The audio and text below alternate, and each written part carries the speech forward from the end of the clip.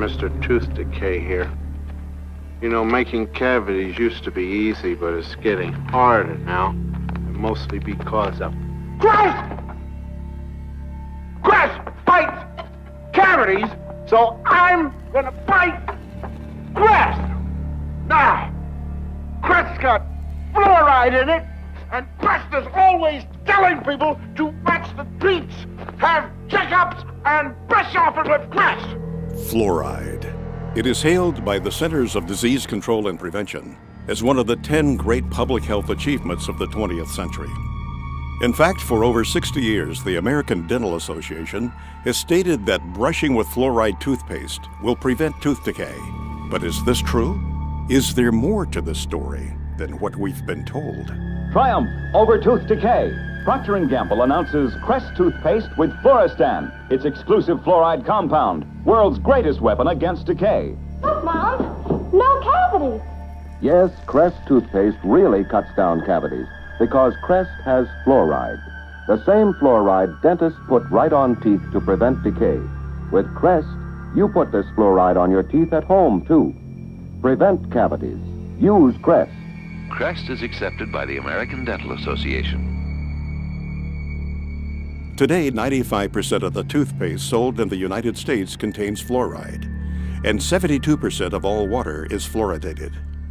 Fluoride is safe and effective, and it's one of the most inexpensive ways to really cut down on dental decay. Anything we can do to help prevent cavities on children, I think, is very important. Absolutely, fluoride is safe. It's effective. Fluoridation of community water is extremely safe and extremely effective in preventing tooth decay. Science is on the side of fluoride being safe and effective. There is no controversy about this in the scientific community. If it's such a simple issue, how is it that it's still going on after half a century? I remember it being debated when I was 30 years ago. And it's continuously debated. But just because we've been doing something 50 years doesn't necessarily mean that it's right. Public health officials knew then what they know now.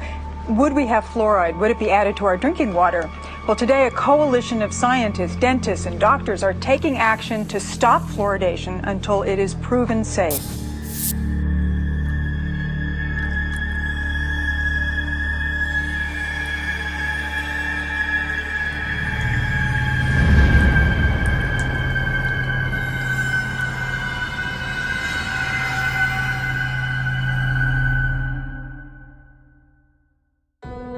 The first widespread commercial use of fluoride was for the eradication of vermin. Since the 1800s, sodium fluoride has been a key ingredient in rat poison and insecticides. These products were commonly used in and around the home to kill lice, mice, rats, and insects. Fluoride proved to be not only a good way to kill rodents, but also an effective way to kill a man. As the use of fluoride became more popular, reports began flooding in of people dying from ingesting this toxic substance.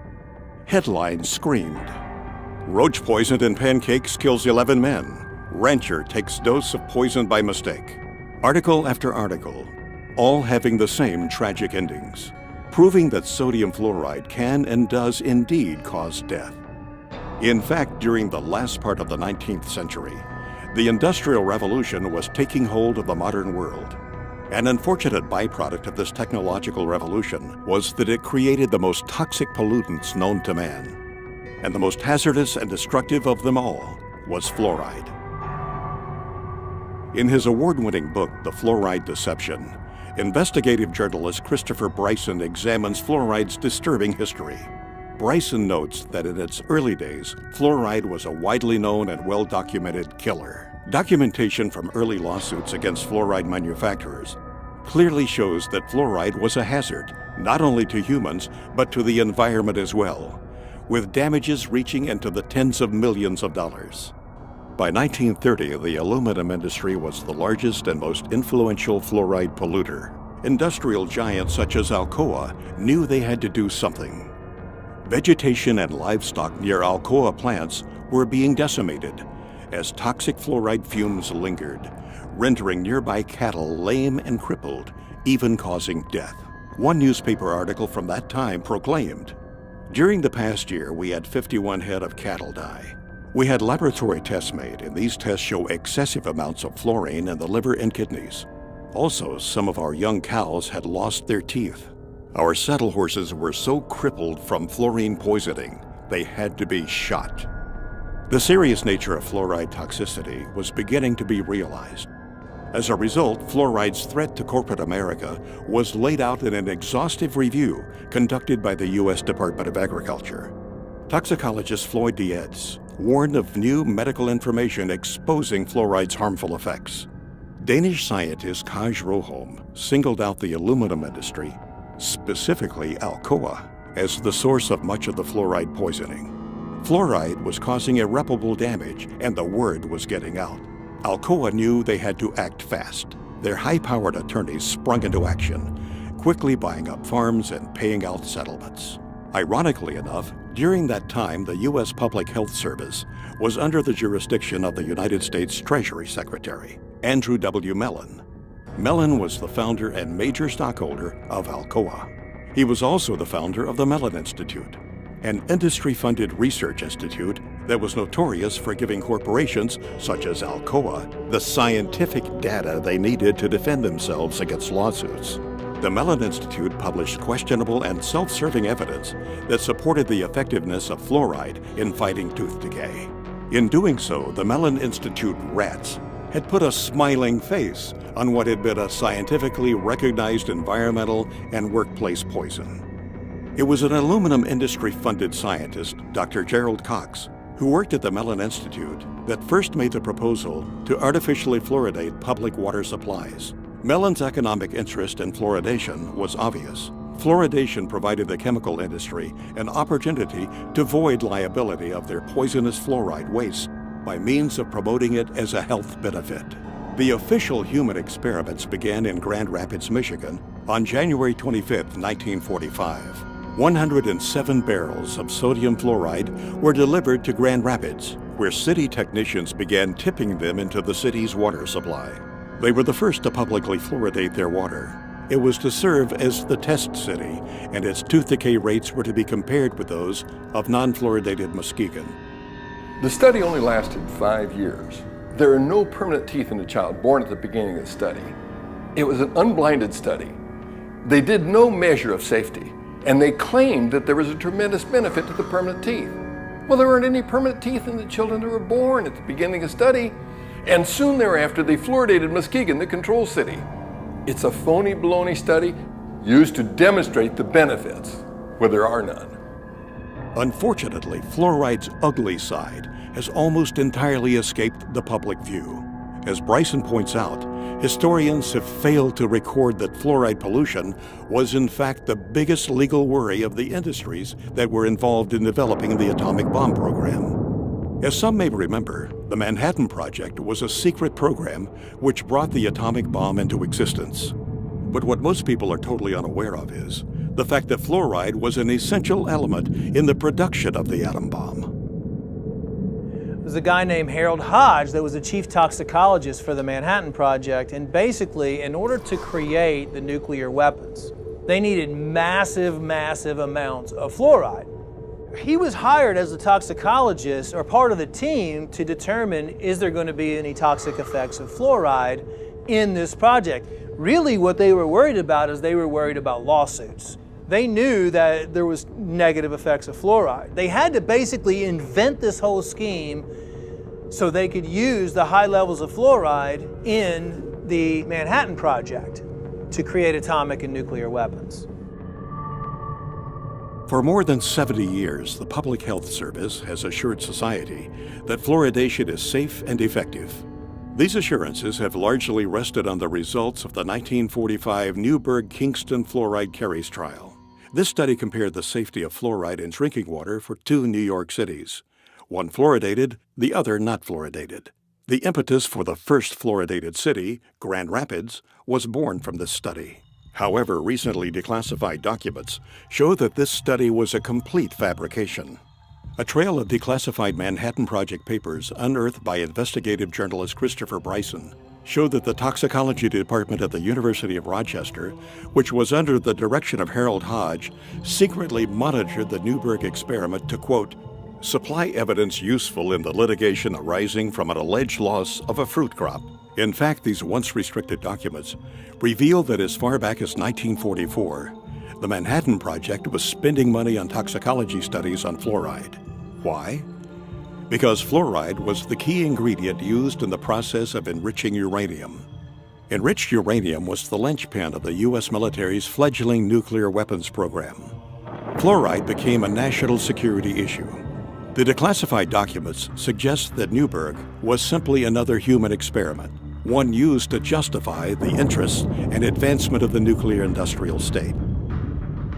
The final report of Newberg concluded that small concentrations of fluoride were safe. Yet documents reveal that the top fluoride scientist in the U.S., Dr. H. Trindley Dean, known as the father of fluoridation, secretly opposed the experiment, fearing that fluoride's toxicity would be revealed. Until now, Dean's dissent on Newberg has never been made public. There's irrefutable evidence that the U.S. military, the Manhattan Project, the makers of the atomic bomb, concealed evidence of fluoride's harm to their workers, to the community, and to the American public. One study was published in the Journal of the American Dental Association in 1948 by Dale. In these files, Manhattan Project Captain Peter Dale at the University of Rochester reported preliminary results of dental investigations among laboratory fluoride workers at Columbia University. He concluded that fluoride did not prevent cavities in the 95 laboratory workers examined. Quote, "Their teeth seemed to be deteriorating rapidly, and their gums bled more freely. In fact, most of the hydrofluoric acid workers examined had few or no teeth left. They were in large part toothless or nearly toothless. This information, however, was left out of the published version. The published study merely notes that the fluoride workers had fewer cavities than did the unexposed workers. They didn't mention the fact that they had fewer cavities because their teeth had fallen out of their mouths." Since World War II, fluoride has been one of the most destructive environmental pollutants. At one point during the Cold War, fluoride was blamed for more damage claims against industry than all 20 other major air pollutants combined. Fluoride was responsible for one of the most notorious environmental disasters in U.S. history, the town of Donora, Pennsylvania, which jump-started the environmental movement. In 1948, the small mill town lost 20 people, and an estimated 6,000 men, women, and children were sickened by U.S. Steel's dark blanketing smog. Even the town's name betrayed its corporate roots. Donora was an amalgam of the first name of Nora Mellon, the wife of industrialist Andrew W. Mellon. After the Halloween disaster in Donora, Pennsylvania, Philip Stadler, a chemist, went to Donora, and he was able to test and measure and prove that it was fluoride that had caused all those deaths. Sadler quickly went public. Article after article ran the story. Chemist says fluorine gas caused 19 smog deaths. Sadler said, "Chronic fluorine poisoning has been killing people in Donora for a long time. It has left its characteristic trademark on the valley's animals, crops, and vegetation." Both the U.S. Army and the Atomic Energy Commission, now known as the Energy Department, had a secret and vital interest in the outcome of the Donora disaster. If fluoride were fingered for the Donora deaths, it might bring unwanted scrutiny of worker health safety for those in the bomb factories, resulting in damage suits and expensive requirements for air pollution controls. On October 1949, the Public Health Service official report on Donora was released. The 173-page government document appeared to be of similar size to that of the Holy Bible and came to virtually no conclusions. The report's emphasis was on bad weather and that the disaster was therefore an act of God. The report made no mention of fluoride. Could it be there was a vested interest on the part of the government not to upset the public concerning the potential dangers of fluoride? Although it was Gerald Cox's idea that ultimately led to the endorsement of water fluoridation, the man who gave the official endorsement was Federal Security Administrator Oscar R. Ewing, Alcoa's top Wall Street attorney. 9 months after the Donora disaster, Ewing made a surprise announcement for the nation. The U.S. Public Health Service was reversing a long-held position. The ex-Alcoa lawyer declared that his agency now favored adding fluoride to drinking water across the United States. Coincidence? When it came time to choose a public relations representative to persuade public opinion in favor of water fluoridation, Ewing chose none other than the father of public relations himself, Edward Bernays. When they're selling water fluoridation, they didn't just walk out and say it's good for you. They actually hired Edward Bernays, Sigmund Freud's nephew, to sell Americans on how good it was to have silicon fluoride in the water. Edward Bernays was the one that created how to control the population through media and through advertising. Edward Bernays, also known as the father of spin, pioneered the idea of crowd psychology. In 1928, he wrote a book called Propaganda, in which he wrote, "If we understand the mechanism and motives of the group mind, is it not possible to control and regiment the masses according to our will without their knowing it?" He called it the engineering of consent. Bernays introduced the corporate giants to crowd psychology methods and polished techniques to manipulate society. He convinced the population to buy on impulse things they didn't even need. In his writings, he concluded that individuals were controlled by 4 basic motivations: self-preservation, aggression, security, and sex. Bernays' belief was that by appealing to any of these 4 motives, it was possible to manipulate the majority of a population into doing almost anything. You could brainwash them into smoking cigarettes, starting war, electing politicians, you name it.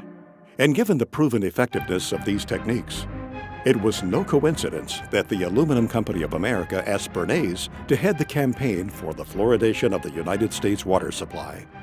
People like Bernays, were masters of social engineering. His entire thesis, if you will, is that you don't talk to the public in a rational, scientific way. Instead, you appeal to their emotions and you invoke their fears. He was key in getting women to start smoking. He positioned cigarettes as being sexy and individualistic and, power to the woman. That was the framing of why women should start smoking. A consumerist culture was born, and the United States government took notice. U.S. agencies soon adopted Bernays' techniques of manipulation to manufacture the fear of ever-present danger in the minds of the people, to give those in power greater control of what Bernays called the mass mind. He went on to propose in his book Propaganda, those who manipulate this unseen mechanism of society constitute an invisible government, which is the true ruling power of our country. We are governed, our minds are molded, our tastes formed, our ideas suggested, largely by men we have never heard of. This statement holds just as true today as it did in the 20s when Bernays first wrote it. Throughout medical science, including dentistry, poison-producing corporations have always been able to infiltrate major institutions and dominate their narrative. When Christopher Bryson was writing this book, The Fluoride Deception, he reached out to Edward Bernays. Bernays said it was child's play to convince the American public that fluoride was good for them. While the official narrative rang, the case for fluoride had been proven. Some people weren't so quick to jump on the fluoridation bandwagon. Because fluoride had been used for years as a rat poison, to kill coyotes, to kill cockroaches. Some of those opposing fluoridation were in fact dentists. And because of their advocacy for safe water, they were censored by the American Dental Association. If they worked for the Public Health Service, they got fired. If they were team players and kept their mouths shut, they got to keep their job. So out of fear, many people who knew better remained silent. The true story behind water fluoridation can be hard to swallow. The facelift performed on fluoride dating back more than 60 years ago has misled generations. Instead of conjuring up the image of a crippled worker or a poisoned forest, we see smiling children. As a new generation arises, we must sound the alarm yet again. To those who have ears to hear, this film is meant to be a warning. This film will prove beyond a shadow of a doubt that fluoride is a deadly poison being added to our water supply. It will further prove that the chemical commonly known as fluoride is the only chemical added to public drinking water to treat you, the individual, rather than the water. The information presented in this film can change your life. It can help protect your health and the health of your loved ones. It will lay out the real facts behind water fluoridation. It will expose the hidden hand behind the curtain, pulling the levers of industry, corporate profit, and public perception. Fluoridation is neither safe nor effective, but rather a fraud. And honestly, one of the biggest hoaxes ever perpetrated in human history. To say things like tobacco is harmless, fluoride is harmless. Agent Orange is harmless, they say. DDT was harmless. Asbestos, right? Yeah, GMOs now, they say, are harmless. This is a long history of science selling out to corporate interests while the people are systematically poisoned. And to this day, people still believe fluoride is safe in the drinking water, and the majority of dentists still believe it's safe to put in toothpaste and to put in different types of compounds. Most people in America are persuaded that everybody fluoridates their water, and if you're living in a town like Albany or Long Island or Ithaca or somewhere, but the vast majority of the population in the world does not drink fluoridated water. Most of the countries do not fluoridate their water, only about 30. The countries now that have banned the use of fluoride, China, Austria, Belgium, Finland, Germany, Denmark, Norway, Sweden, the Netherlands, Hungary, and Japan. All these countries have said that fluoride, number one, is ineffective and toxic and should not be used. We are still using it. There's something wrong here. I think it's time that we become aware and do something about it. How come our country that's supposed to be, quote, so smart, uses it? Well, there's something going on here. What does the European Union know that we don't know? Nothing. Nothing. They know the same thing, that's why, but the difference is they're not getting paid off and we are, and so therefore, this is what the only thing I can come up with, because they both have the same facts. They both have the same facts. Fluoride is toxic. Fluoride is not helping your teeth. If it was really helping your teeth, why do we have all these dental problems? It's not at all. How come you can go to primitive societies around the world that never had even seen fluoride, and they have perfect teeth? Why are we having all these learning disorders? How come we're having autism? We're having all these things we never had before. Well, why don't we ask that question and answer it honestly? Answer it honestly. 98% of Europe does not fluoridate. Only 8 countries in the world have more than 50% of their population drinking water. America, Australia, New Zealand, Ireland, Israel, Singapore, Malaysia, and Colombia. Only 8.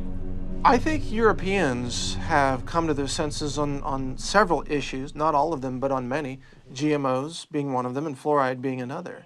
They've rejected these things because they're looking at the evidence.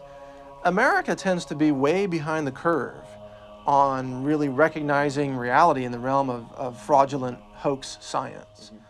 Our CDC and the liars in Washington, D.C. have only had success in countries that speak English for the vast majority of the disposal of their hazardous waste product. That means that you and I and our children in the United States are the largest consumers of hydrofluosilicic acid. Call it what it is. Hydrofluosilicic acid, what is that?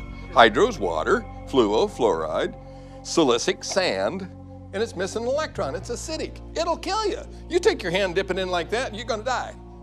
Hydrofluosilicic acid does not occur in nature. It's a man-made molecule. And it eats through concrete, glass, stainless steel, fiberglass, plastic. You name it, it'll eat it. So why are we putting that in the water? First tonight, hazmat crews from all across our area responded to a chemical leak this afternoon in Rock Island. The chemical was so strong that it was burning through the concrete there. News 8's Christy Mergenthal has the latest. It was just before 1 o'clock Thursday afternoon when hazmat crews were called to the Rock Island water treatment plant for a chemical spill coming from this tanker truck. The chemical hydrofluorosilicic acid is used to add fluoride to the plant's water. After several hours, crews were able to clean up the leak, allowing operations to return to normal. They had to cordon off the area, obviously, but as far as the treatment of the water and the amount of water being used by the public, there's no effect on that at all. Now, that acid that did spill out is a chemical that they actually use every single day here at the water treatment plant. It adds fluoride to the water. Reporting Reporting live in Rock Island, Christy Mergenthal, WQAD Quad Cities News 8. That's how they transport it. It's extremely aggressive. It'll eat through almost anything, including concrete. What is labeled fluoride is not naturally occurring fluoride like you might find in the ground. It's actually a collection. It can be over 100 different chemicals, including some radioactive chemicals, including many cancer-causing chemicals, including heavy metals, neurologically damaging elements that are called fluoride. And then this is dumped into the water supply, and the cities have the doctors and dentists convinced that this is somehow good for your teeth. Fluoride is really a clever way for industry, the mining industry, chemical processing industries, aluminum smelting and processing industries, to eliminate their toxic industrial waste without having to pay for it to be handled as industrial waste. They just slap a new label on it, fluoride.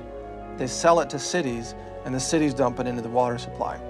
Basically, it's a hazardous waste byproduct of the manufacture of phosphate fertilizer. It's a mining byproduct. They dig up this rock. This rock is no good, as is. So you mix it with sulfuric acid, and this produces soluble phosphate, and that's what becomes the fertilizer.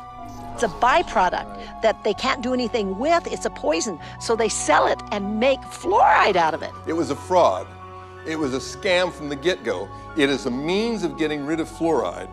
You allow industry to use your water supply to dispose of their hazardous waste. It's a disposal mechanism. It's a major industrial waste pollutant. They were trying to dump it into the rivers that were going out into the ocean in Florida, and boy, they stopped that. They said, you're polluting, you're killing the fish, and which they were. For 100 years, they decimated the local vegetation, crippled the cattle, damaged the citrus groves in Florida. It was costing them a fortune to handle this as a very serious industrial waste.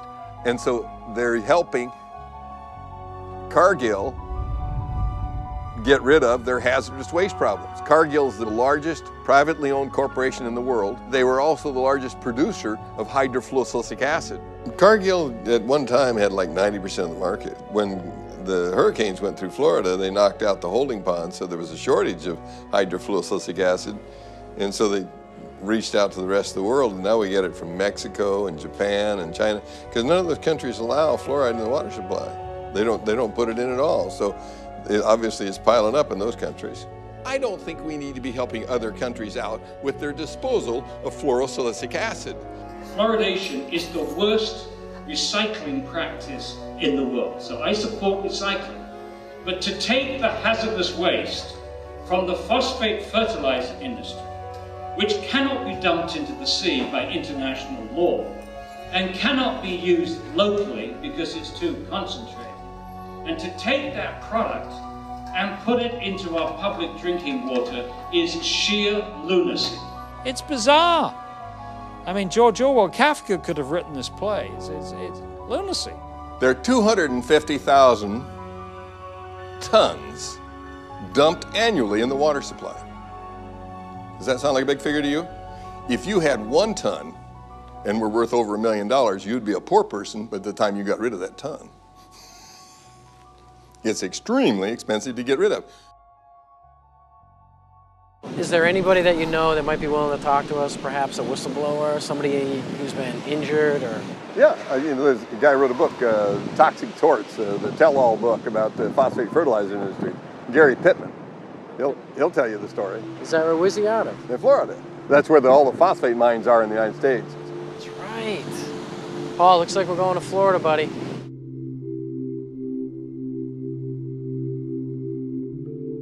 When I first started working at the Occidental Chemical Corporation's chemical plants in the early 1970s, there was no safety program in place.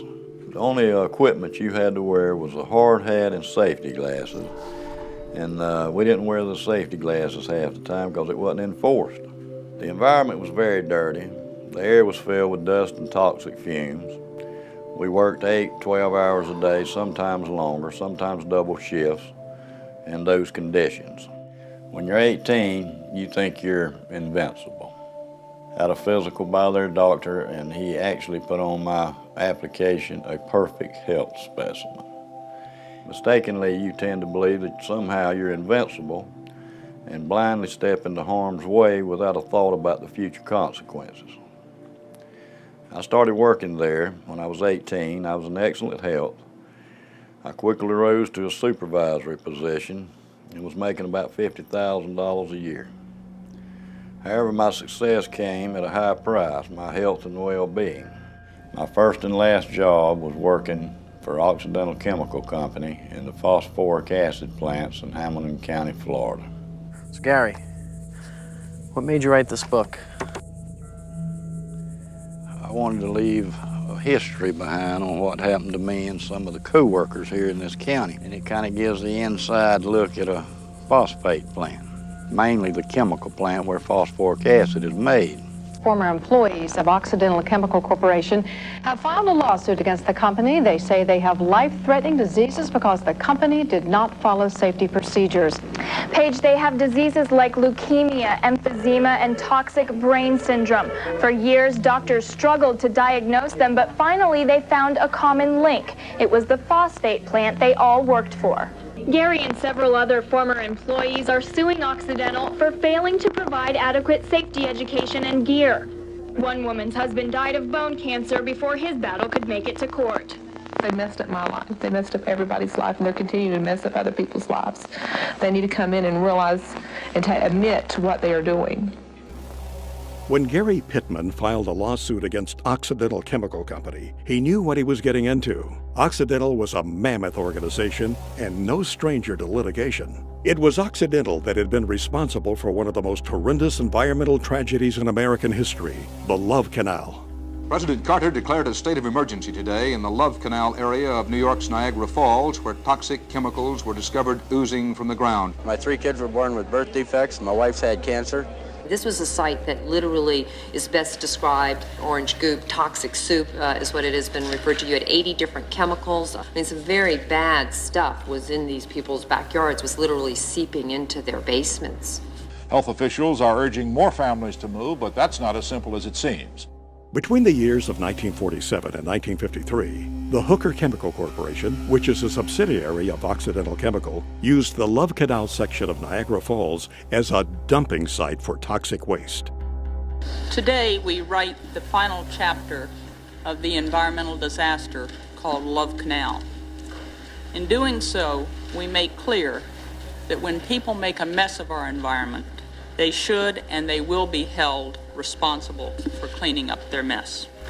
The EPA concluded that Occidental dumped millions of tons of hazardous chemicals and then sold the property to the Niagara Falls School District for $1. In papers to be filed in court in Buffalo this afternoon, the Occidental Chemical Corporation will agree to pay $129 million. In the end, Occidental was out of pocket a total of $200 million for damages and settlements, not including court costs and the millions they spent defending themselves. These kind of dangers no longer will be tolerated by the American public.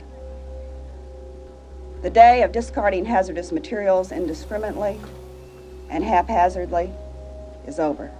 There must never be in our country another Love Canal. Thank you very much. But in reality, this $200 million spanking to a multi-billion-dollar-a-year company is far less severe than a parking ticket to the average person.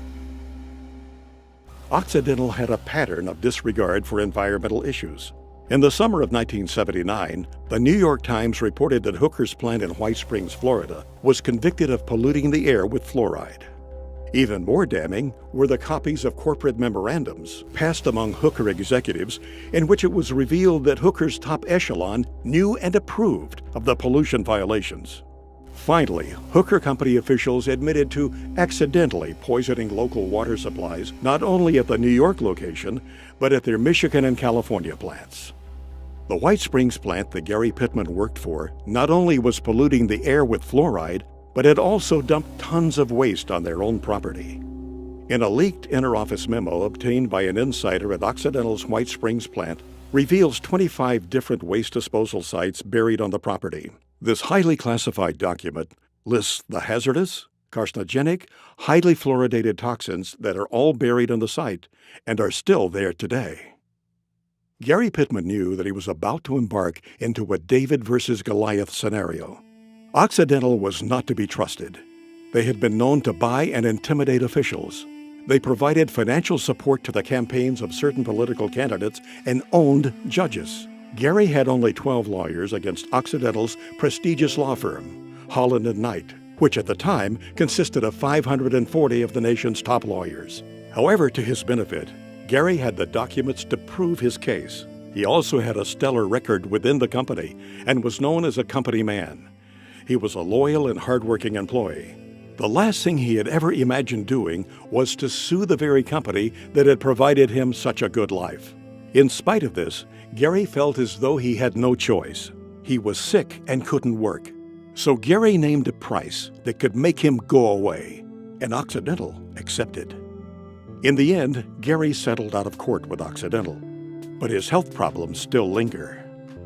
The phosphate industry is one of the biggest industries in Florida. It brings in billions of dollars each year in profits. Television ads and billboards often portray strip mining as a wholesome industry that creates jobs and feeds the world.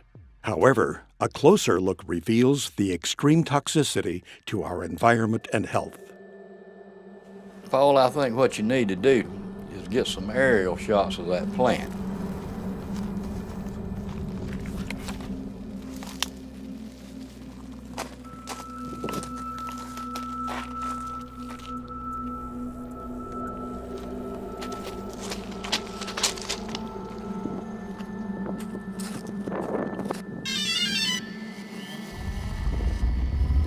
Because you cannot see the devastation going on from just riding down the road. If you could get some aerial shots of that plant, I could point out what's going on, what's happening, you know, and point out where a lot of the pollution's going on and stuff like that.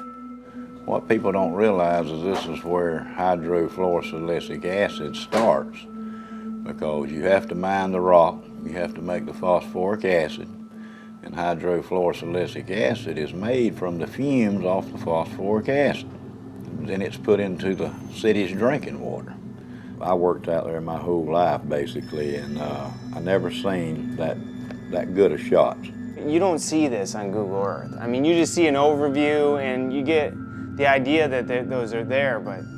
Yeah, what you see here is, you know, the common person never sees this. They don't really want you to see it either, because then you would know how much devastation, you know, there is at these plants. So, you know, what's so good about it is the general public's going to get to see this in this new film, and they can, you know, they can decide, you know. And like I said, that's where your hydrofluorosilicic acid starts.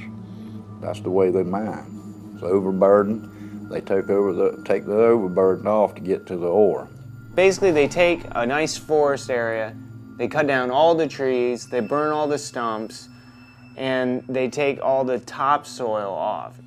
The overburden is topsoil, subsoil, clays, until they get to the ore.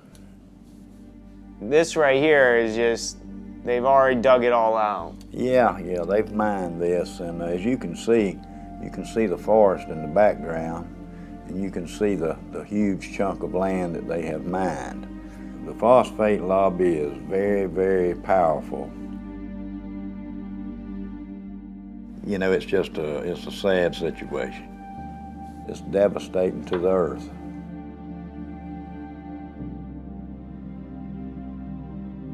This water, this coffee-colored water, it's just hard to describe how bad it is. You know, when you call it water, it's not really water. It's so laden with so many different chemicals, and it contains many elements such as cadmium, chromium, mercury, nickel, beryllium, arsenic, fluorides, lots of fluorides. Lead, and I heard it even has it has radioactive elements in it too. It is radioactive. Uranium-238, radium-226. It also has traces of polonium-210. Very contaminated stuff. A lot of people don't realize that this is some of the worst contamination at a phosphoric acid chemical plant. Where this was all located was wetlands. If you have a wetland, you'll have a heck of a time trying to get a permit to go into a wetland, you know, to do anything. You know, if you want to dig a pond or whatever, they're not going to give you a permit. But somehow these people got permits to dig up all this wetland, and they claim they'll reclaim it, but it'll never be reclaimed like it once was. It's just, there's no way. They will reclaim just enough land, and they'll have a little show place so visitors, and they can go show them what they've been doing. Yeah, we've mined this out, and now this is what we've done. Mm-hmm. And you know, for what they've destroyed out there, you know, what a 10 or 15 or 20 acre plot they've reclaimed. Nah, they're not going to reclaim it. What they'll eventually do, and this is just my prediction, is they'll change the name of this place and they'll form a corporation, and they'll call it something like White Springs Phosphate. And then when they finish mining out the rock, they'll bankrupt.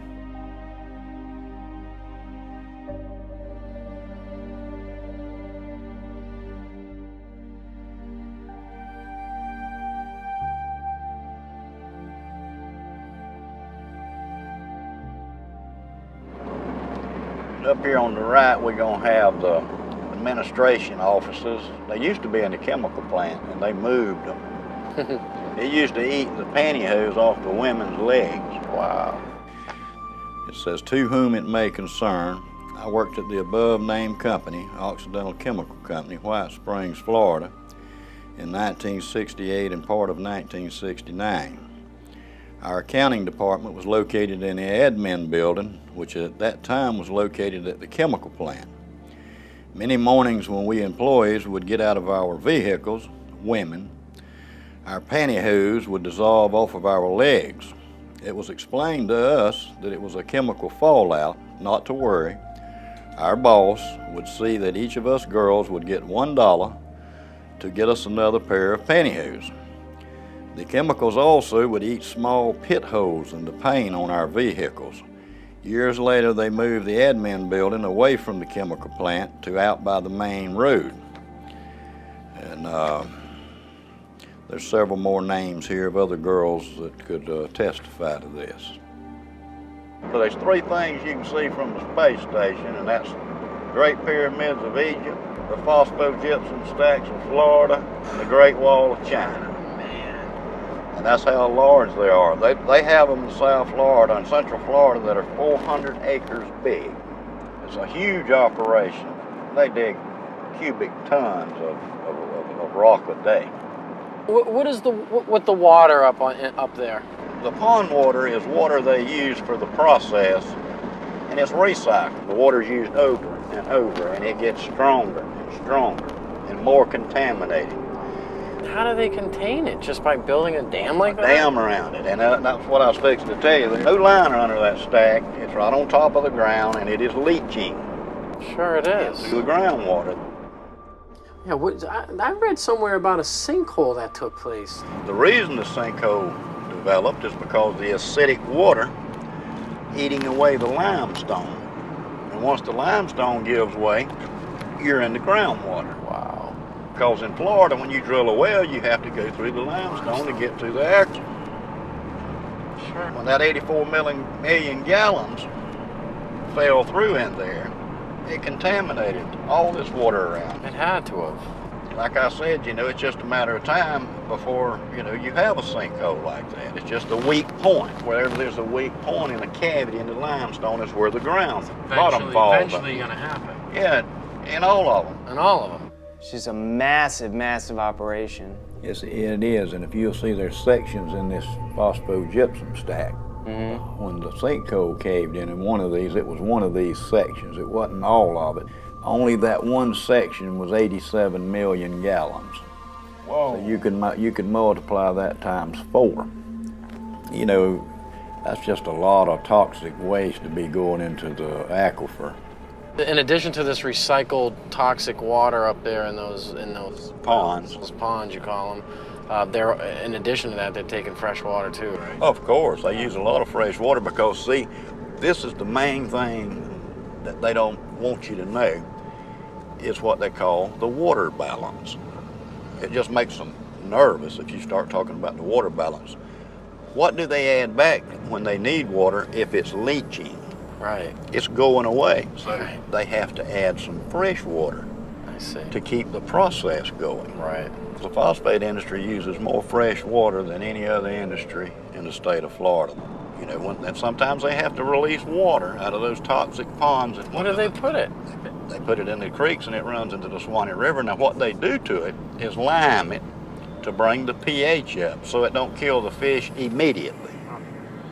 The Swanee River, they claim, is a pristine waterway. But if you ask the Fish and Game Water Commission in Florida, they'll tell you not to eat over one fish out of that river a month. Wow. Because of lead and mercury and chromium and cadmium. They won't tell you that, but that's why. Yeah, that's why. This is just a lot of the documentation I've reached through the years. What really caught my eye was, like we had talked about earlier, the 1972 through 1979 misrepresenting environmental data. And they charged them $575,000 for emitting 10 times the amount of fluoride allowed below. And I was working there when that was going on, and the fumes were just unbelievable. It pit the glass on your windshields, make them so foggy it would etch the glass. Just having your car parked out there while you're at work. Parked there. I mean, back in the 60s, you know, I mean, even earlier they realized that those fumes were very toxic. Very toxic. The phosphate company pretty much polices themselves. They have their own crews do their stack testing and all the other environmental things. And, you know, that's kind of like the fox watching the hen house. And I have been involved to where they would go up to test a stack and come down and tell me, so something's wrong. This stack is going to fail. You know, so you look around, find the problem, straighten it out, and say, okay, boys, y'all can go up there and test now. I have also been at the point to where we couldn't find what was wrong, and they were doing the test, and we would just go and open a blind in the fume ducts to allow more fresh air to rush in, so it would dilute the emissions. But I know for a fact that they cheat on these tests. Once you know that, then you lose all faith in these regulatory agencies because you know it's all a farce. In this past, I'd say 6 months, there's been 4 people that I know of that I grew up with. They were younger than me. They were 52, all of them died. And I do honestly believe it has something to do with the phosphate chemical plants out there. I would imagine you've seen some injured employees. I've seen people burned. I've seen people blown up. I saw a man killed, and he was going to weld on a rotary drum filter. Somebody had washed it with a solution of sulfuric acid and pond water. Found out later the guy had struck an arc to weld on that thing, and it exploded. And it killed him, messed up his friend too that was helping. Yeah, it's a very hazardous work environment. When you digest phosphate rock with sulfuric acid, that's what you're going to give off, hydrogen fluoride and silicon tetrafluoride. Now even at that strength, it'll eat up concrete, asphalt, stainless steel, even the fume ducts after a while, which is made out of fiberglass. Very corrosive, the most corrosive acid known to man. Used to etch glass, it's used for a lot of things. One of the things it's used for is to fluoridate drinking water. Who in the world would want to drink water with this stuff in it? The city of Dallas, Texas, like many cities across the nation, spends millions of dollars on contracts with companies like Cargill, Mosaic, and Penco to fluoridate the region's water supply. On Mosaic's website, the product listed for use in water fluoridation is actually called hydrofluorosilicic acid. The Occupational Safety and Health Administration, otherwise known as OSHA, is a U.S. agency that requires companies to produce a material safety data sheet, or an MSDS, for every chemical product in the market. The MSDS that Mosaic produces for their fluoride product will make your hair stand on end. Right here I have the Mosaic material safety data sheet on their hydrofluorosilicic acid product.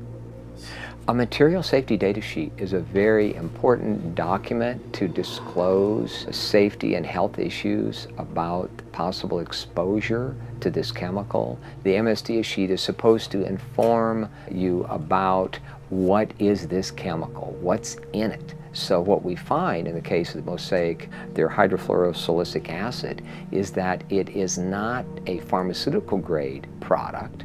It is an industrial grade chemical. And under Section 2, hazard identification, it identifies a health hazard as being corrosive to the skin, the eyes, and the mucous membranes. If you come in contact with it through the skin or inhalation or ingestion, such as swallowing it, it may cause severe irritation and burns. And so on the second page, it identifies potential health effects, and it mentions that it's corrosive to the eye, corrosive to the skin, corrosive through inhalation, such as breathing, corrosive if you swallow it. In this, they're basically giving these health effects due to hydrofluorosilicic acid and a high concentration. It's less clear at what concentration this won't happen at. As a chemist, I've looked at scores of material safety data sheets, and never in my career have I seen a warning for children in an MSDS, material safety data sheet. What happens is the companies that's producing this chemical realizes they have a revenue stream that's a little risky for them from a liability standpoint on how their customers are using this chemical. And so they've now put a warning in their material safety data sheet, warning for fluorosis, osteosclerosis if exposure occurs during enamel formation.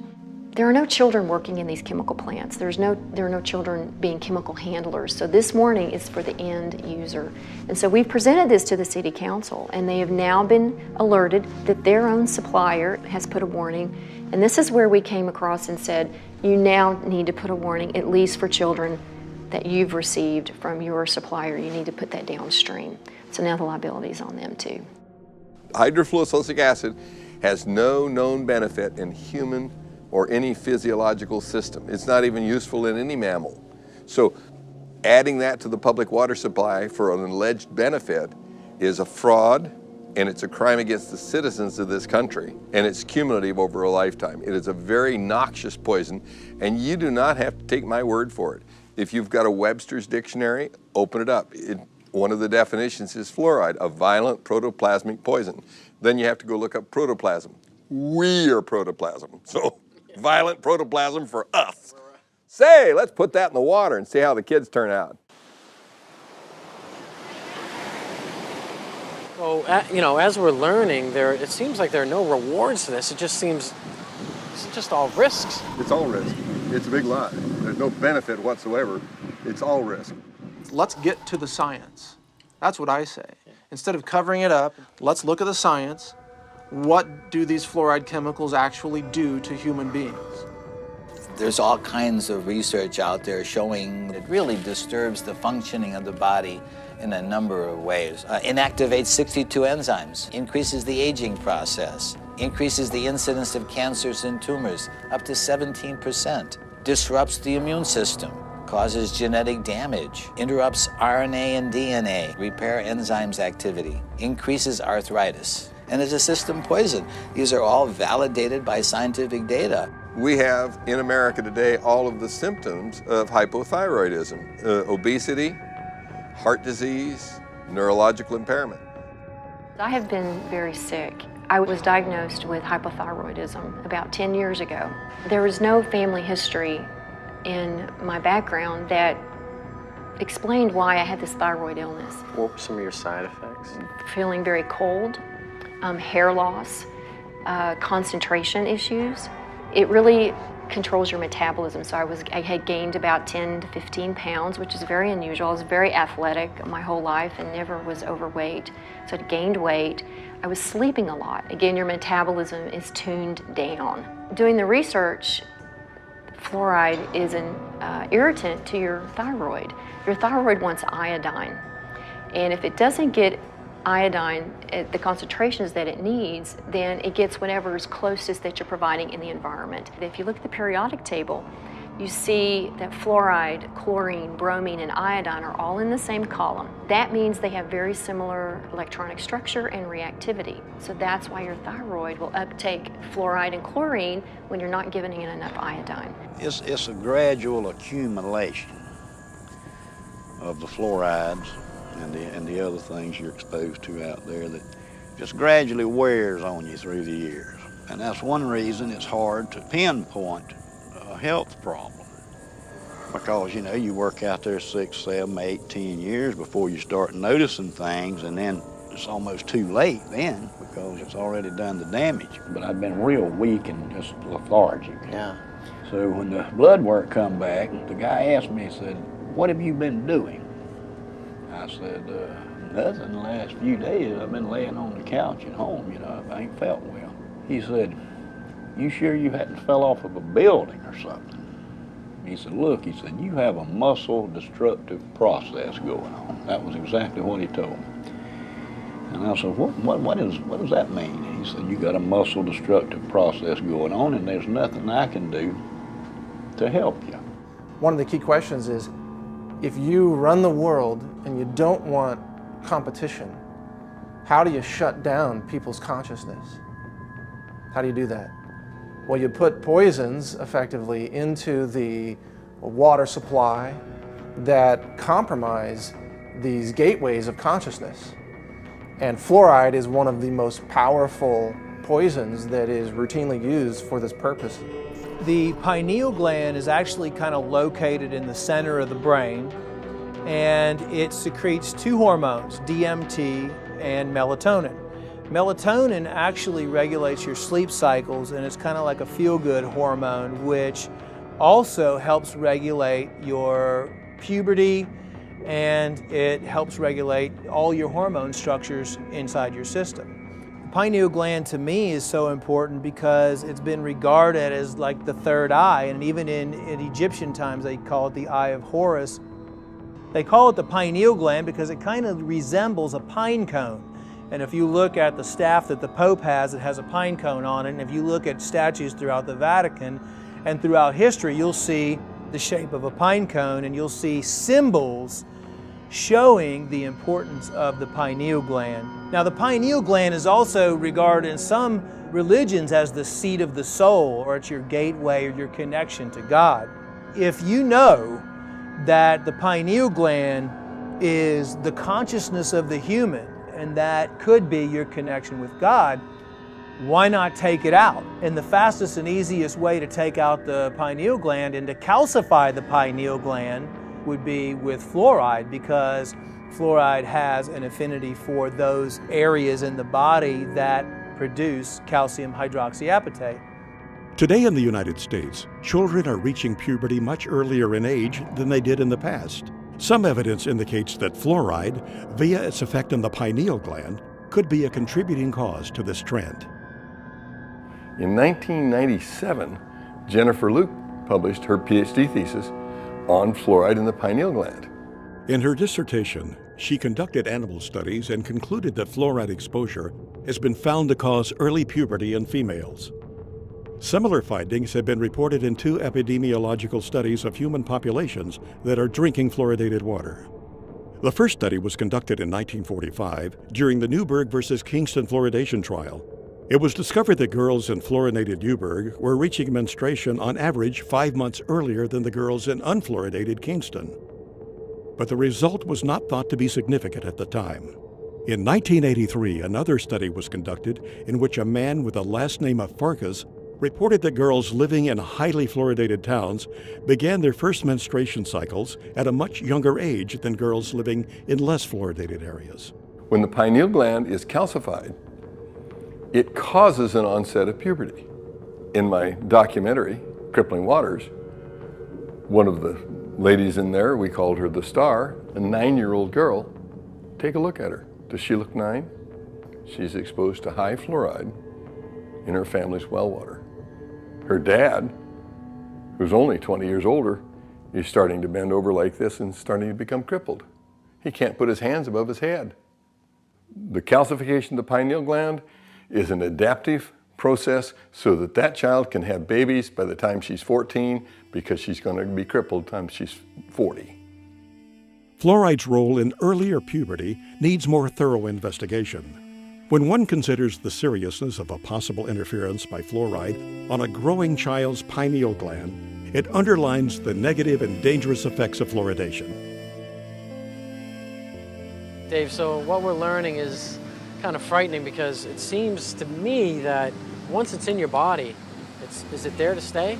Yes, you can't get it out. You can cut some of the harm by mitigating the damage and avoid it like the plague, but you really can't get it out because it's stuck in your bones.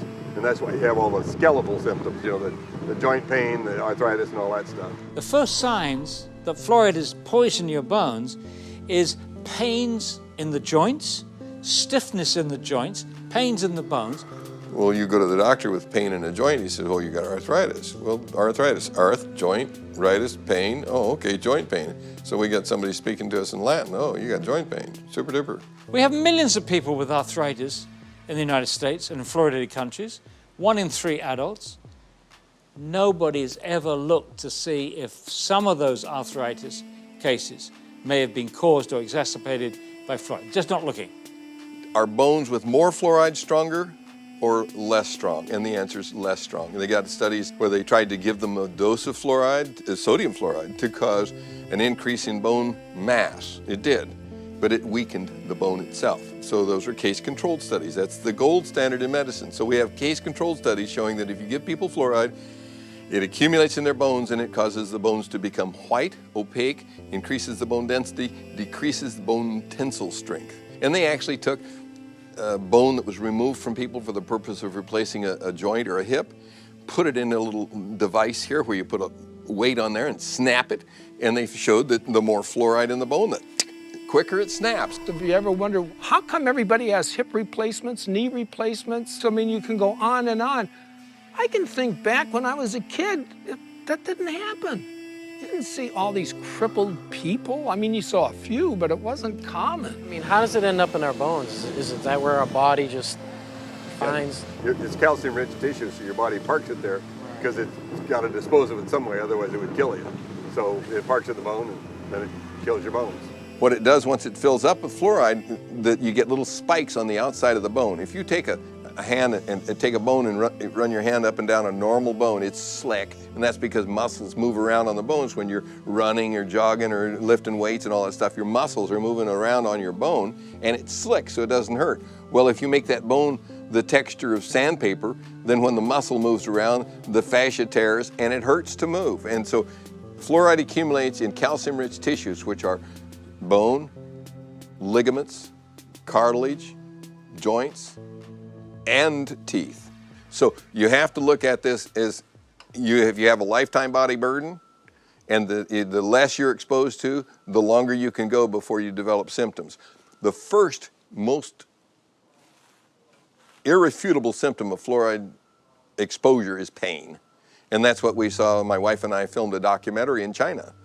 And pain was the hugely significant symptom that they all had. They couldn't even work.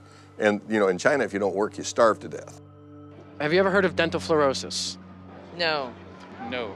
It comes when somebody's overexposed to fluoride. Awesome. That's a picture of very mild dental fluorosis. And so is that. You know, that young girl came to see me to get that fixed because she doesn't think that's beautiful. She thinks that looks bad when she smiles. And I think everybody else agrees with her. They say 41% of American teenagers have this condition. So this is a white spot, so it's been there. It's a little scary, you know, knowing that many people, we don't even know, what's in our water. Fluorosis can become more severe than a simple white spot. In severe cases, it can deform a patient's teeth. When you see spots on the teeth like this, that means you gave the child enough of a poison that the cells that were making that organ didn't make it right. They made it wrong. When I was a child, I was overexposed to fluoride. There are streaks of that in my teeth. So you learned that early on then? I knew, yes. Those teeth are very brittle, so I have cavities more frequently in those teeth than other ones that don't have the evidence of the fluorosis. Maybe you've seen it. It's white, chalky spots on your teeth. and I was told that those are calcium buildups. From the fluoride? Okay. I don't think I had really, really strong teeth to start with, but I did have some teeth that they just broke. The last time this happened, I was eating a baked potato, and it broke 2 out. Baked potato? A baked potato, and it broke 2 out. Did you notice anybody else in the plant losing teeth? Yeah. We talk about it a lot at the plant. So the ADA, people in office, the people who are in these regulatory agencies, they're aware of overexposure to fluoride causes dental fluorosis, correct? Yeah. They know of that, right? And they know that dental fluorosis, the teeth become weakened, they chip, they fall out. Brown, spotted, ugly, wear away real fast. Yes, they know all of that. We took California, we took the whole state. There's no difference in dental care costs for welfare from one end of the state to the other, regardless of the amount of fluoride in the water, whether it's 0.1, 0.2, 0.3, no difference. So if there was a tremendous benefit, you ought to be able to see that, and it doesn't show up at all in the computer data. So that's why they won't debate you. And although fluoride can help with your teeth, if either chemical is consumed in high amounts over a lifetime, it can lead to cancer, skin conditions, bone disease, and other health issues. There is a recent lawsuit in Maryland, it's a federal lawsuit, a woman who believed the medical establishment at the time when her daughter was an infant. She gave her daughter 90% of her diet, intake of water was this fluoridated baby water. And so the daughter grew up with severe fluorosis, and to get that corrected, dental restoration is about $100,000, and they can't bear that burden. So they are suing Nestle and Gerber. So putting it in a baby bottle when the child doesn't have any visible teeth, there's no way on God's green earth that can have anything except a negative impact on that child. It will damage that baby's teeth. But they sell it in the grocery store as baby's first water. I've seen that for years. How do we educate women to not buy this for their babies? And this is why we wanted the warning for infants, because they're the most at risk. They drink their weight in water within 2 or 3 days. If you and I did that, we'd be drinking 22 liters a day. I mean, it just goes back to the whole, these regulatory agencies that are supposed to, be kind of looking out for our best interests, and as you know, they're not. There's no reason for the FDA to allow them to sell this as a food. It's a crime. I hope they're punished someday. I say they have a duty to warn. They have a duty to warn you. Not one manufacturer of formula says, by the way, don't use the tap water. Women, infant, and children, WIC program. We contacted them. They refused to tell mothers not to use the tap water. And you know what she said? It would damage the fluoridation program. Fluoride is safe and effective, and it's one of the most inexpensive ways to really cut down on dental decay. Fluoride is safe and effective. Fluoride is safe. Fluoride is safe and effective. Well, there's a study from 20 years ago showing infant mortality was higher in fluoridated communities. Is that why? I don't know. Why didn't they do a follow-up study? I think that would be interesting to know. Children have died, There's been a case of a child who swallowed this. The dentist left the room. The parents didn't know. The kid swallowed it, had to be rushed to hospital. They couldn't save him. He died. So yeah, it's very toxic substance. There's no question about that. Is that the kind of stuff that a responsible parent would be putting in their child's hand? FDA in 1997 required manufacturers of toothpaste to put this warning label on it. It's the same as you'd have on a loaded .38 caliber pistol. Keep out of reach of children. And only use a little pea-sized amount, which is about the same amount that would be in a bottle of water. And if that amount is swallowed, call the Poison Control Center or seek professional help immediately. So if I drink a bottle of water, should I call the Poison Control Center too? This is just insane. So this is what 2 different organizations say. One says, don't swallow it. Why did they put that on there? They put that on there because there were 10,000 calls a year to the Poison Control Centers from children made ill by swallowed toothpaste. 10,000 calls, and for every call, there's 5 that didn't call. And there are only Poison Control Centers in half the states. So that means 100,000 children are made ill by swallowed toothpaste. It's insane to put a deadly poison in a child's hand and say, go brush and be sure and spit out, Johnny. Fluoride has been a slow process of introduction into the dental profession where it's commonplace for us to consider fluoride as the thing to do to help decay. But we now know, statistics have shown us, that fluoride is not working. It's very toxic to you and can cause everything from cancer to depression. So, yeah, it's a serious issue. You are meant to have the right to informed consent to medication. What we're doing in the fluoridated community is we're doing to everyone what a doctor can do to no one. A doctor says to you, he says, look, this glass of water is going to do wonderful things for you. It's going to cure your ingrowing toenails. It's going to make you less bald. It's going to do X, Y, and Z. Drink it. And you say, no, I don't want to drink it. You must drink it. You've got to drink it. I'm your doctor. I'm telling you, you've got to drink it. If he or she tried to do that to you, he or she could lose their license. You're not. You've got to tell the patient what the drug is good for. You've got to tell them what it's bad for, the side effects. And then they, in theory, make up their minds. This has been ripped away from us. Water fluoridation is the dispensing of a drug. This is not chlorine. This is not any number of the other chemicals that are used to treat the water. Fluoride is being put in specifically to alter you physically, to make a physical change in you. Fluoride is a drug, is a medicine. This is the only thing anywhere in the world that gets added to the municipal drinking waters to actually treat the human. Well, anytime you see the letters FLUO, you're talking fluoride. And so when you start realizing that Prozac is a fluoride product, Zoloft is a fluoride product, virtually all of your psychotropic drugs, almost all of those that are mood elevators. And one of the reasons being is because it has this tremendous capacity to affect serotonin.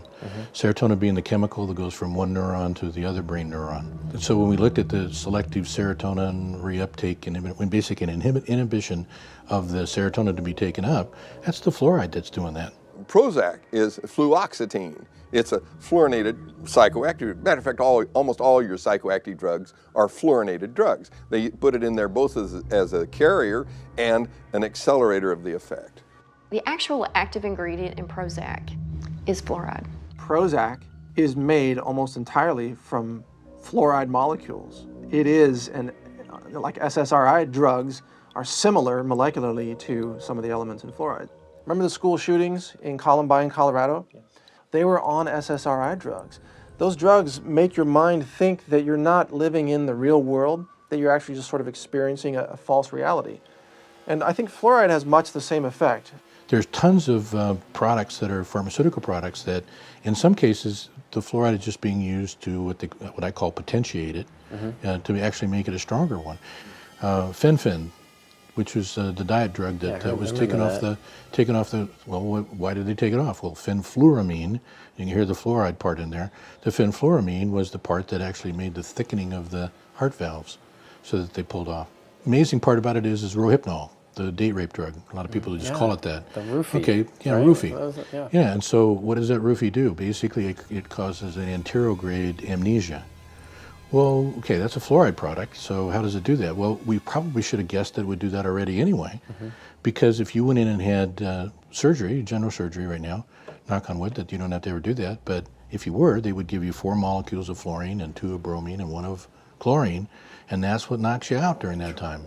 So the truth is that when you start looking at all the pharmaceutical uses for it, that it's just amazing all the things that that are around us all the time that we didn't recognize or that we didn't see. There is absolutely no drug on the market that's given in a one-dose-fits-all situation.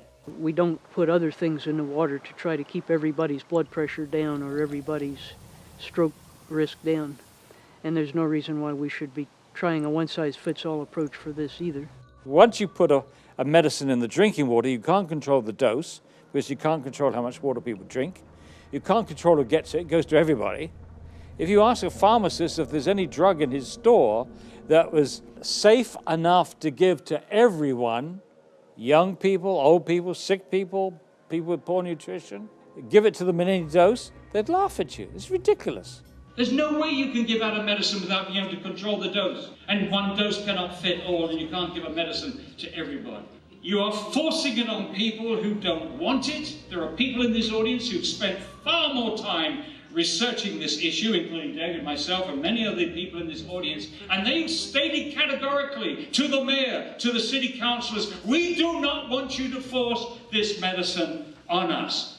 We have the right to informed consent to medication. That's a very important right. This is a violation. It's being violated every day in this country to over 200 million people. There needs to be informed consent. We have that with all other medications. When we go to the doctor, he or she gives us the information of what the side effects are going to be. With fluoride, there is no informed consent. There is no safe dose for this one-size-fits-all medication that they're doing to us.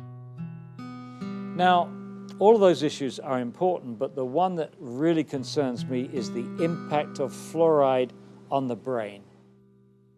A study panel for the EPA listed fluoride as amongst 109 chemicals for which there was significant evidence of neurological effects. It has definite impact on the neurons, which is the nerve parts of the brain. You don't just grow those back. It's not like, well, I cut myself, so now I'm renewing my cell. It doesn't happen to the neurons. There are so many ways that fluoride could be damaging the brain. We know this from animal studies. Dr. Phyllis Moulinex exposed rats to fluoride to work out its effects on the human brain and the central nervous system. What we did was we exposed them, let them drink the fluoride in the water for 6 to 20 weeks. The pattern that we saw, it typically is what we see with other neurotoxic agents that are well known to cause a hypoactivity or a memory problem or an IQ problem. When I first presented the results of these studies, one of the individuals sitting and listening to the results, he says, "Do you have any idea what you're saying?" And he says, "You're telling us that we're reducing the IQ of children." Look, the first opponents of fluoridation in this country in the 1950s were biochemists. These biochemists had used fluoride in their experiments to poison enzymes. And they, including Dr. James Sumner, who won the Nobel Prize for enzyme chemistry at Cornell, and he said, fluoride poisons enzymes. You don't want to put this substance into the body. Poisoning enzymes is what makes people sick. Poisoning enzymes is what kills people. It's highly likely that you're going to get subtle effects on the brain that the parent is not going to notice. No wonder that our children can't read and write. It's no wonder because we're damaging their brains with a stupid preventive dentistry program that doesn't even work. We have behavioral studies, and we have 24 IQ studies, 24 studies which now show an association between fairly modest exposure to fluoride and lowered IQ. They've actually got it down to a 1 milligram dose of fluoride causes a 0.59 loss in IQ points. The average IQ is 100. So if you're 95, you're in the back of the class napping because you can't understand what the person in the front is saying. And you're going to get a nice job pushing the broom around. So what if you got twice that dose? Okay, you're down to 90. So what they showed in studies in other countries is that you lose all your genius out of your society. You've damaged the intellect. But new research from China supports Dr. Moulinex's conclusion that fluoride affects mental development and IQ levels.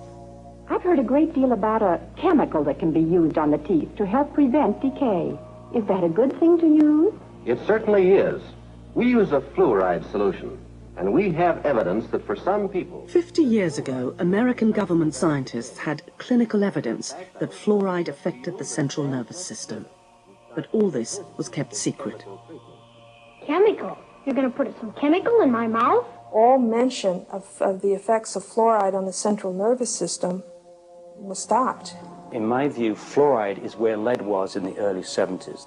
That argument lasted about 10 years, and it was finally proven that, yes, low levels of lead, lower than caused visible symptoms, was in fact damaging a child's mental development. I think the same thing we're going to find with fluoride.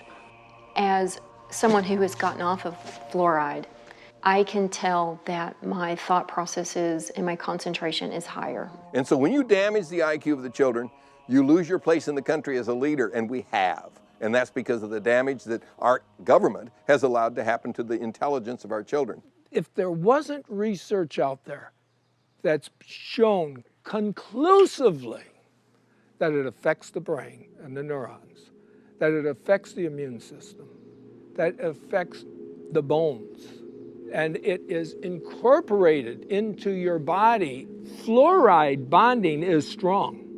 You get something with fluoride bonded, it's not easy to get it off. Well, what's going on? Fluoride is now in thousands, and I really mean thousands of products where it has worked its way in, and I don't understand why. I had a good friend of mine come up to me one day when I still lived in the valley. He says, Karen, he says, look, there's fluoride in Cocoa Pops, and there's fluoride in Fruit Loops, and I'm going, what? What the heck is it doing in that stuff? Pesticides operate in a lot of cases because they have fluoridated compounds. Sadly, the dentists have begun to add fluoride to their filling materials, their cements, they even put a varnish on children's teeth. I don't believe these have been legitimately FDA approved. I've checked on them. There's no new drug applications on file for fluoride to be ingested, and none have been submitted. So if you're going to give a child a dose of fluoride, show me the FDA approval where that's beneficial and even safe. It doesn't exist. The medical system that tries to say we need to ingest fluoride, that's really the only element they believe in. They won't recommend magnesium to reduce heart attacks. They won't recommend calcium. They won't recommend zinc for immune boosting function. They only believe in one element, and it's fluorine. You know, how come they don't look at the other elements that are needed? See, that's why it's very selective. It's a dogma. There is no, selenium waste product that they have to get rid of. That's why you don't hear about the benefits of selenium from industry. Right. But selenium is an anti-cancer element, and most people are deficient in it. Chromium, trace element for blood sugar regulation. Most people are deficient in it. Why don't doctors and scientists say, let's put chromium in the water? Because they're not trying to get rid of it as a toxic waste. That's why. If you look at the table of elements, you got to consider the whole thing. It's not scientific to say, well, let's just put this one element in the water. Well, what about all these others? Water fluoridation is a hoax.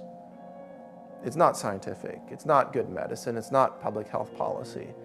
It's a desperate attempt by certain industries to eliminate a toxic poison by feeding it to the people and calling it public health when it's clearly waste disposal.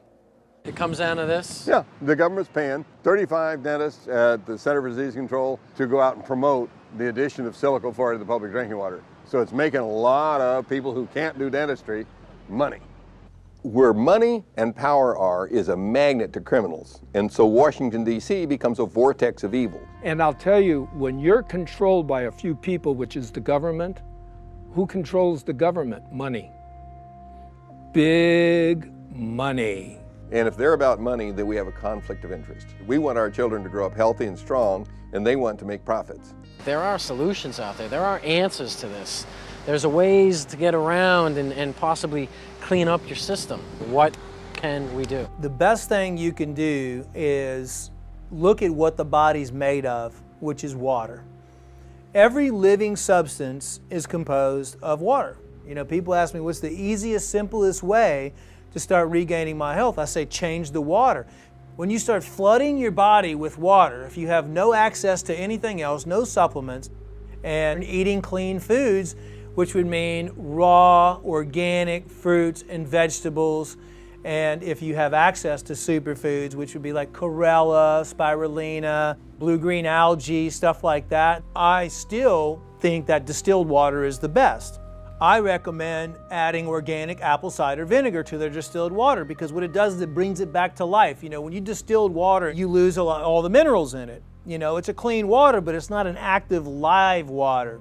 So what I do and what I recommend, you can get a distiller for $300 or $400 and run your tap water right through the distillation unit and fill up your 5-gallon water containers.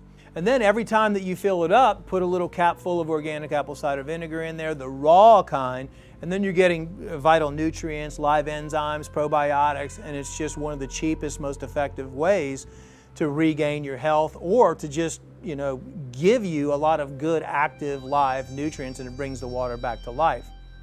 But the big problem is you can get the best water in the world to drink and cook with, but what are you going to do about your shower? In fact, I would even say don't shower in tap water.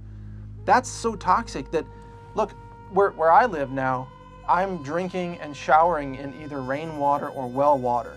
If we have the ability financially to purchase these filters and these purification systems, it is the most important investment you could make for your family. You really need to invest in yourself, in your food, in what you're drinking, and more than you are your clothes or your electronics or your car. It is the priority. When you accumulate all these chemicals in your body, you have to do something to get rid of it. The antidote to fluoride poisoning is calcium, magnesium, vitamin C, selenium, and iodine. And you can get rid of it with perspiration, which is saunas. You can get rid of it by drinking more water and having it go out in your urine. The right diet can bind to those elements and help clear them out.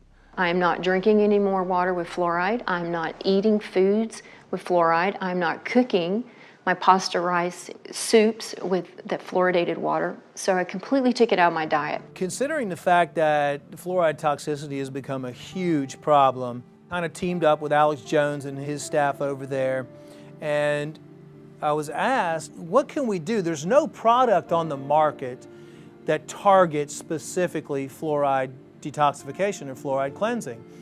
So I was asked to put something together that would do that. It's really a combination of 6 of the most potent compounds we could find working together in unison to help you eliminate or detoxify fluoride from your system on a regular basis. This product is something that people can take on a daily basis or take on a weekly basis or take to help their body naturally eliminate fluoride from their system. There are 2 strategies for really getting fluoride out of the water supply. One is that you can have the citizens, protest, go to the city council meetings, rise up against the chemical tyrants, and demand clean water. Just demand clean water, that's it. And if more people would do something like this, instead of just turning a blind eye, that's what's wrong with our country. People see wrongdoing, but they just pass it by, let somebody else take care of it. So I imagine you're kind of going to be the Lone Ranger standing up and saying, I don't want my water medicated anymore. We should be calling our congressmen and trying to say, hey, what are you doing out there? What are you doing around the well? That's our water. I should have to choose if I want fluoride in my water. Why am I demanded that I have to have fluoride in my water? If enough people will contact their legislators, contact them either through phone calls, through snail mail. I mean, if they get enough of that on a particular issue, by golly, they do set up and take notice. Go there and bitch, because that's your public servant, okay? Last time I checked, they work for you. You got to get a lot of people angry enough that they'll go out and stand in the rain and tell the city council that they're not going to get reelected if they don't do what we tell them. They're not going to keep their seat if they continue to poison our water. If you follow the democratic process, then this issue has already been solved. Unite and let's make it happen, because I was thinking about it today, and I'll just wrap with this, but I was thinking about it today because I knew you were coming over, and I just sat there and I literally just prayed to God. I said, God, I don't know there's got to be a way. Open up a way that we can help this nation and the world get its health back, and let health be the #1 priority and profits the next, not profits over health. And let's let people get the truth. This is all about us taking our world back. It's the time to scream louder, to be bolder, and to show them that we cannot be afraid. It's time that the people stand up, the silent majority, for their health. Get it out of your community, and then you can drink the water at home, you can drink the water in your office, you can drink the water in the restaurants and in friends' houses, and so you don't have to worry anymore. The alleged reason for adding fluoride to the public water supply is to reduce tooth decay. But tooth decay isn't caused by a deficiency of fluoride. It's caused because there's scum on the teeth and bad diet. So the real solution is to take Something like a nice toothbrush that was invented by C.C. Bass. Cram it in the gums and knock the scum off. So if you really wanted to reduce tooth decay, you'd make sure that every child had a big handful of toothbrushes and knew how to use them. And you dig all the scum off the gums because it's scum living on the teeth that causes tooth decay. I don't want to poison the scum, I want to scrub it off the teeth and then not feed it. So you don't give it sugar, white flour, and bad food, processed foods. You give it good foods. Then you will have wonderful teeth and abundant good health. Is there hope? There's always hope. I mean, that's what I tell everybody. Even when I had cancer patients, I always say, listen, there's always hope. When you feel healthy, you feel self-confident. And when you feel self-confident, you feel successful. So regardless of how bad things are, you can never lose hope. I mean, you always have to know that there's always change and there's always things you can do. Even if you do one tiny thing every single day, you're still positively changing. And if you tell one person, or if you pass an email out, or you share information, once we hit critical point, which we're almost at, it's like the 100th monkey phenomenon. The mass consciousness will change. And I believe we're almost there. So never give up, and always, no matter what, never give up hope, because that's what you have. I just want to thank you from the bottom of my heart. You're such a sweet, sweet soul. Again, Charlie, thank you so much for letting us come by here today. Well, I would just like to say, great speech, man.